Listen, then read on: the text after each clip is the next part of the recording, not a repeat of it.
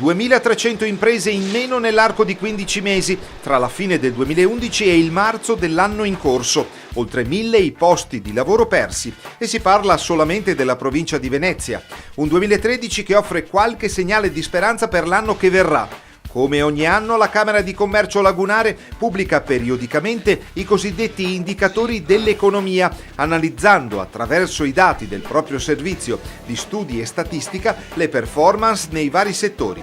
In questa occasione l'appuntamento è coinciso con l'11ª giornata dell'economia, che Union Camere Nazionale promuove in ogni ente camerale italiano per fornire una lettura delle tendenze in atto nei sistemi produttivi. Parlare di settore imprenditoriale che non ha numeri positivi vuol dire parlare di un sistema economico che certifica uno stato di crisi, però vuole anche dire un'altra cosa, che le imprese hanno voglia di ripartire. Noi lo abbiamo da alcuni dati, proprio lo vedevamo in questi giorni. Le imprese che accedono ai bandi di finanziamento della Camera di Commercio sono crescenti, la richiesta di credito utilizzata tramite la Camera di Commercio è crescente.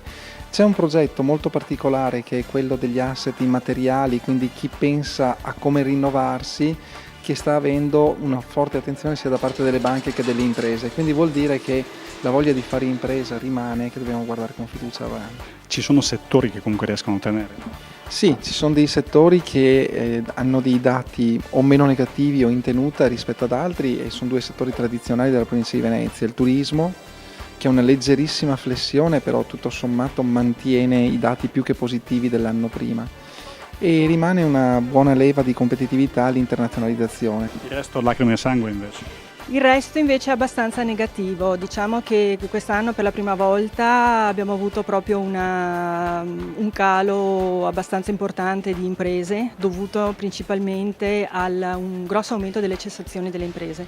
Diciamo che le iscrizioni hanno avuto un piccolo aumento, però rispetto il saldo alla fine, tenendo conto delle cessazioni, è abbastanza negativo. Si parla di una perdita di quasi 1.500 imprese rispetto allo stesso periodo dell'anno scorso. E in riduzione anche i trasporti. Gli unici trasporti che tengono sono quelli del polo aeroportuale di Venezia, il resto lo stesso è abbastanza in calo.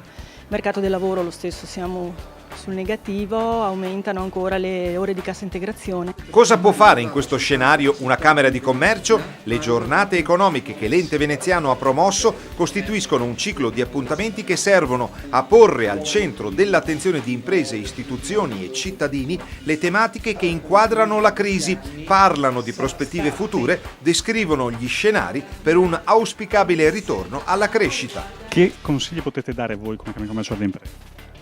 Allora, quello sulle quali noi stiamo spingendo molto è siccome la maggior parte delle imprese della provincia di Venezia sono delle microimprese, sono molto piccole, per cui il suggerimento che gli si può dare è quello di aggregarsi con le reti di impresa.